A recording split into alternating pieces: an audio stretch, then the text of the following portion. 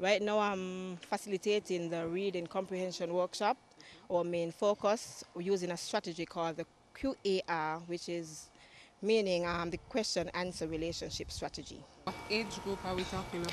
Well, I did it for grade 3 and 4 teachers and also for the grade 5 and 6 teachers. And how is the workshop going really? Participants are very responsive, lots of debates. They're good so far to me, wonderful. What are some of the issues in relation to students reading? Vocabulary, development of vocabulary, how the level of questioning, that was one of our main problems. How the teachers maybe structure questions or how they are structured, especially on the test of standards, because during my workshop, teachers had a problem with how this test of standards questions for language arts was structured, because during giving them the definitions and stuff for the QAR strategy, we had 4 main question types, which involves the author and you and the on my own questions, and those were the most difficult type of questions structured for teachers. Okay. In terms of children learning to read, the teachers have their role to play, but the parents do as well. Yes. What are some of the tips you have for parents at home to assist you in teaching their children how to read? Well, first of all, get them to read every day. Vocabulary, especially developing their vocabulary where they would actually paste words around their household, maybe on the veranda or maybe in the child's bedroom. Get them to get involved in other technological stuff as well, where you have the internet. People use the internet wrong at times, but there are also beneficial sites for children where they can, go on, log on to different pronunciation, vocabulary building and so forth for the children, and especially word and meaning. That's a very ticklish one as well. Now, what age do you suggest in terms of beginning to put actual words around their rooms? Because I know there are words and then letters. What age I would say 5, 6, because in kindergarten, yeah, you have you have the basic sight words and so forth that they would, look at and they can call. You don't have to be able to go to them looking for pronunciation. You can just look around it and those kind of words. Okay. And also you referred to the use of technology in terms of children using the technology. Are you using any technology? Of course, I use in the it. workshop, and are the teachers going to be using any technology in teaching children Well, how to I read? integrate technology in all of my lessons. I use it for most all of my lessons because I find that children are, they gear towards that kind of thing. And they're excited, when you do that kind of thing with them. Yes, and I did it. QAR was done as a PowerPoint presentation for the teachers, and they enjoyed it. Okay. Now tell me, do all teachers in all the grades teach reading, or do you have special teachers that teach All reading? of us teach reading. It was a great effort on the ministry's part. As a teacher for so many years, we have been having lots of problems within the reading segment, especially comprehension and the students' inability to answer questions. So it was a good thing that the ministry did in bringing out this comprehension activity. That was done by Miss Mason, and I think she did a terrific What are job. some of the issues in relation to children learning to read and comprehending what they Well, read? I think the main issue is their lack of reading. They're not reading enough. I think they're spending too much time on the TV instead of reading. So then that lends itself to parents getting involved in their children's I reading. believe instead of buying all these toys for presents, they could introduce more books.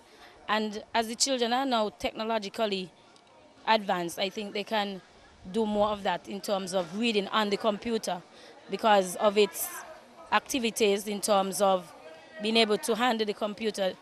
That too can help to further enhance their reading ability. What stood out for you in this workshop? What particular point that was brought forth that stood out for you?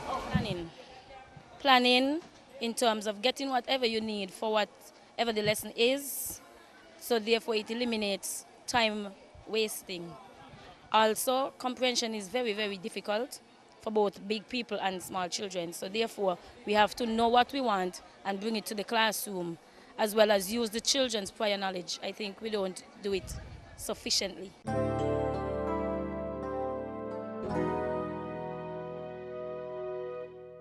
All right, I'm Dr. Esdale, and I'm the facilitator here at the CFS workshop.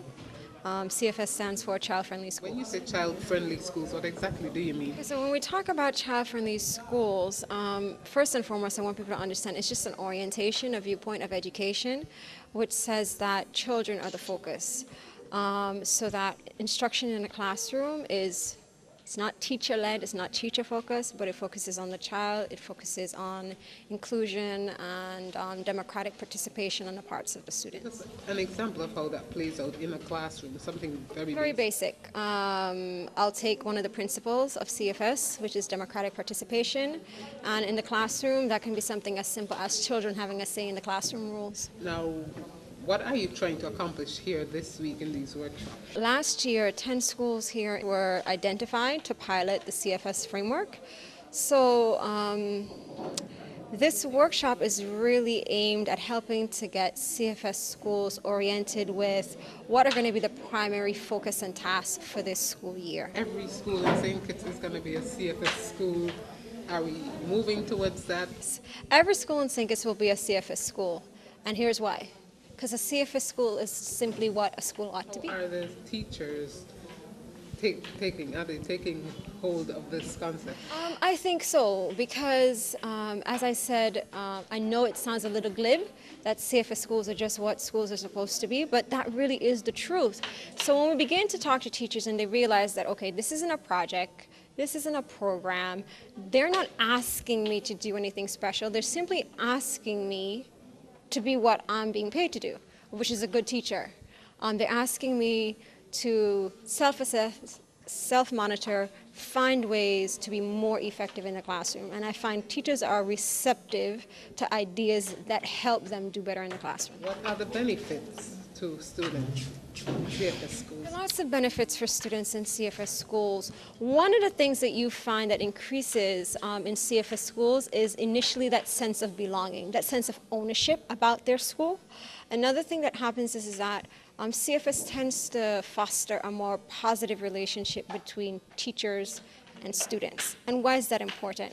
Because we have lots of evidence to suggest that when a student has a very good relationship with their teacher, the better the relationship with their teacher, the better their grades. The better the relationship with their teacher, the better their behavior. I was observing what you were doing earlier, and you spoke a little bit about discipline as against punishment. Can you give us a little example of how that works? Punishment tends to simply be a reaction to breaking of a rule or some form of indiscipline. Whereas discipline itself looks at helping students to learn how to self-manage, self-regulate. When we talk about a disciplined individual, what are we talking about? We're talking about somebody who has really good self-management with respect to their words, their thoughts, their deeds. So when we talk about discipline in children, that's what we're aiming for, aiming to raise individuals who are self-disciplined, who manage themselves well.